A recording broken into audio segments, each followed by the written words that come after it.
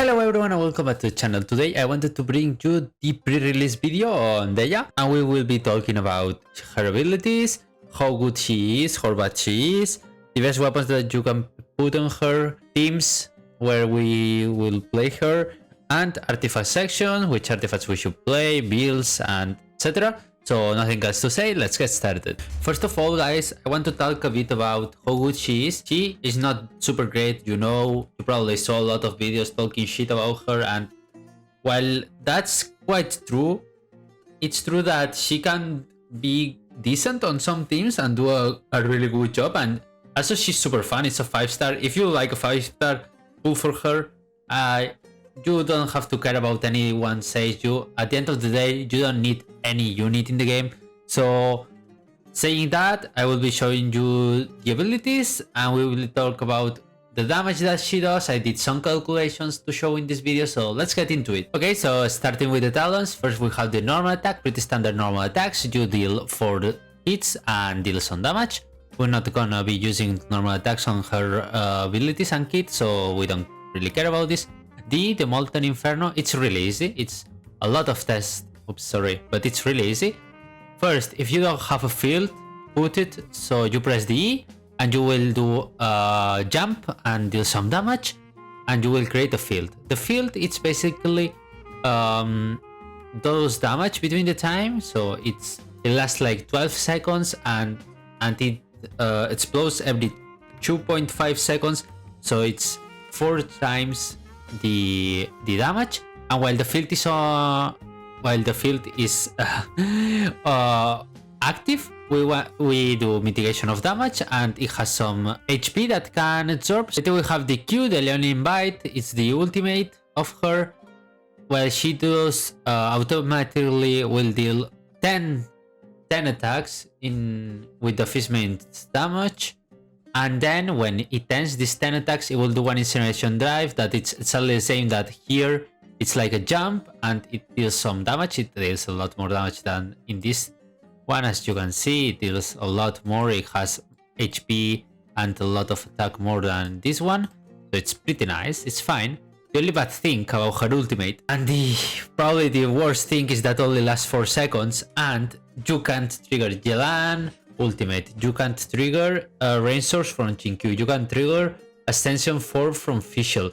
You can't trigger ultimate of Beidou. Every single ability that you think that you can trigger while doing normal attacks, you won't be triggering because it's automatically. This means we don't trigger it. We only just hit 10 times and the kick and it's over.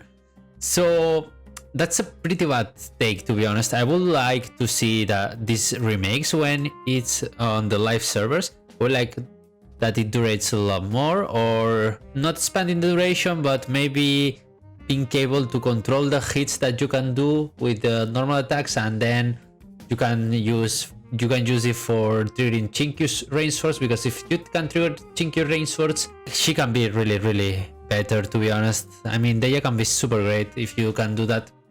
Also, high energy cost, we'll be talking about later, but we want to play 4 pieces emblem probably on her 99% of the time. I saw a leak that you can, there's a new set, but we don't care about that. Let's go to the passives. So after using the Sanction, the field, you will take less damage, and if you unleash the E with the jump, you will gain resistance to the interruption. When her HP is less than 40%, she will recover max HP and will restore max HP for every 2 seconds. So yeah, healing for herself. And finally, increases movement speed by the day. It's decent, to be honest. I mean, the increased movement speed is good, to be honest. But this thing, I don't think it's really great, because they wanted to go for a tanky version of a character that it's not really that great, but well, it's fine, I guess. I hope they buff she, because I want to pull for she, and I will be pulling for she, but I would love it to get some buffs on Dehya, because I think she deserves it. For Constellations, if you want to go for Constellations, C1 is decent because it gives you much HP increased damage. C2 is okay. I mean, additional time, additional damage. C3 it's more levels, more damage, C5 more damage. C4 is okay because it gives you energy for Dehya, which she will probably have some problems with energy. And C6 is decent, it makes her playable, you can extend the duration of the ultimate 2 seconds, and also it gives you crit rate and crit damage. Sorry, crit damage only. And that's fine, but it's not super big of a deal, to be honest. I mean, it's a C6. If you want to go for a C6, it's a lot of money, with a lot of primogens, so yeah, I don't think it's even that great, this C6. But well, let's get into a weapon section, okay? For weapons that I recommend for her, I'm using Xinjiang in order to show you the claymores. So I think the bell can be a great free-to-play option. I'm not gonna lie that the bell can be great because it defends you a lot and gives you HP. It's decent. I'd want to be playing the bell, but it's a decent take if you want it. Prototype Archive can be good because it gives you attack percent. The passive is bad, but at least it's attack percent. Luxurious Sea Lord can be great because it increases the elemental burst damage. I think Luxurious Sea Lord can be a really good weapon. If you play this event, I highly recommend it. Favonius Greatsword, I think it's really great because it will make your Dehya maintain the energy recharge that she needs. I will probably play her with a Favonius Greatsword, but I have to level up first. Serpent Spine can be a decent choice, to be honest. It gives you crit rate. I didn't say it, but her best weapon, obviously, is the weapon that comes for she, but I don't think it's even that great, that weapon. So yeah, but if you want to pick another weapon that you have the battle pass, for example, you can play Serpent Spine. It's almost the same damage increase. I mean, the 5-star weapon will be better on she, obviously, but the Serpent Spine is not bad.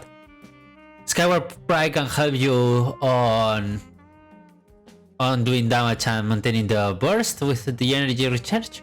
If you have it, decent. I mean, all 5-star claymores are decent on her, except the Sun Broken Pines because it doesn't give nothing to her. It's a huge base attack. I highly recommend Skyward Pride or the Wolf's Gravestone. But if you want to play 4-star options, Favonius Greatsword is decent, the Bell can be played, Luxurious Sea Lord is amazing, to be honest. I mean, this weapon is super great on her, but yeah. That's all for the weapons. For artifacts, we want to play 4 pieces Emblem Severed of Fate, or if we want to play her on a Mono Pyro, we can even play 4 pieces Lava Walker. It's a bit cope, to be honest, not gonna lie to you. 4 pieces Lava Walker, it's a bit cope. So I think the best in a slot is Emblem Severed of Fate, or 2 pieces Shimenawa, plus 2 pieces, the Crimson Witch of Flames. I rather get 4 pieces Emblem Severed of Fate because you will need the energy recharge, and the 4 pieces set increase your elemental burst damage, so that 4 seconds that you are on the field, you will probably make it count. For main stats and substats, what we want?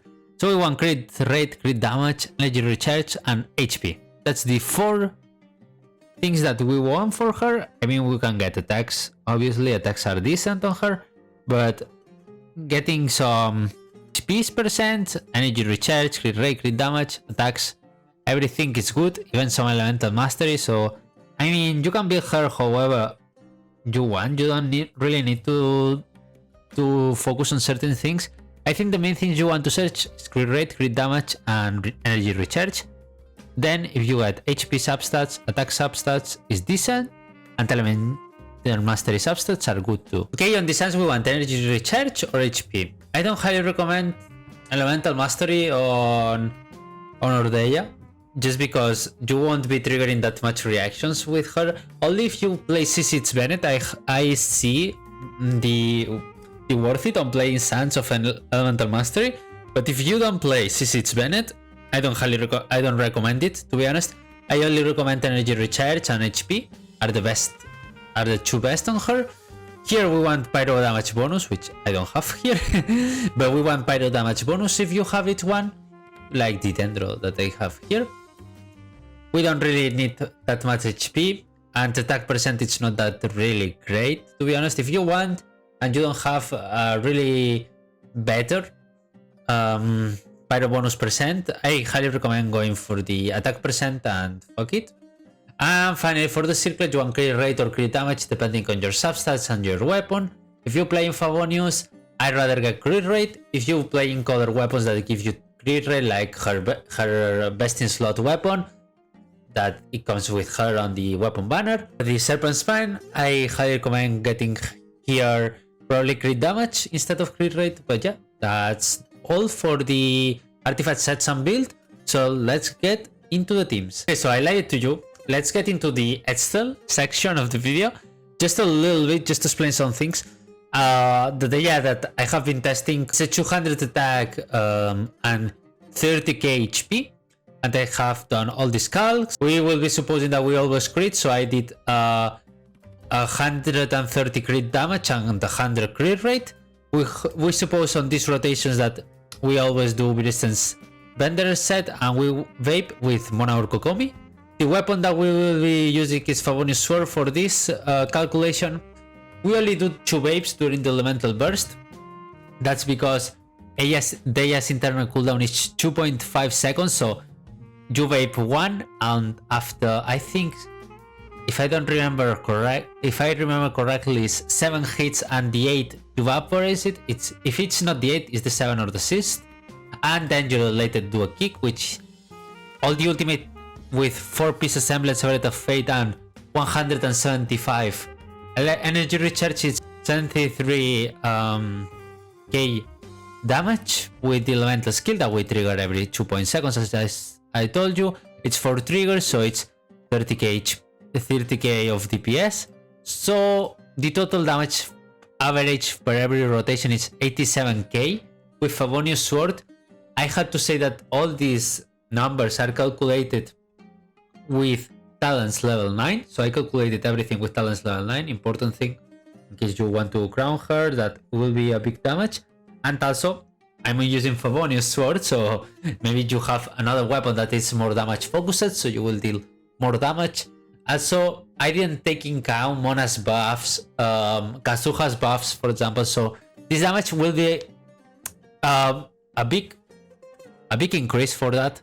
And yeah, I told you that, so let's get into the team section because Mona and Kazuha are the best friends of Dehya. Let's go. Okay, so here we are with the first team that I highly recommend to you. Our Xinjiang we're gonna be imagining, and with the power of edition we will be seeing that it's not Xinjiang, it's Dehya.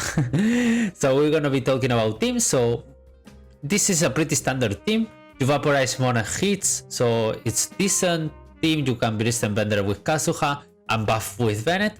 Super good team for Dehya. I think this is one of the best teams that you can play on her.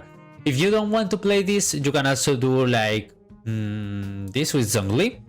So you will get another good team. I think this team is pretty good. It has a lot of survivance. I don't think Dehya needs that much. With Bennett buffs are more than enough. And Kokomi is super over healing over her, but you can play it. Nonetheless, I highly recommend playing better Mona and Bennett because you will increase a lot your damage and your rotation will be really fast. You're gonna generate a lot of energy for Dehya, sorry. Yeah, that's really good. Another team that we can play is a Mono Pyro team. I'm gonna put it Sheldon here. I'm gonna go Bennett, Sheldon, Kazuha, and our beloved Dehya. So with this team, we just want to resistant Bender Pyro, ult with Sheldon to get the buffs of Pyro and do AoE damage. This team is decent, can work really great to be honest. And if you have really invested Kazuha, Bennett, and Sheldon, it can do the work. And so what else we can play? So we can play some things like Burning. I don't really recommend playing Burning like this, but you can play it. You have to know that you can play it. You can also put another Anemo here or another unit. For example, I don't know. You can play Sucrose, for example, or Toma if you want a Shielder. You can play things like that in every team I told you. Also, do you remember that I told you that Dehya can't trigger the Chinkyu swords?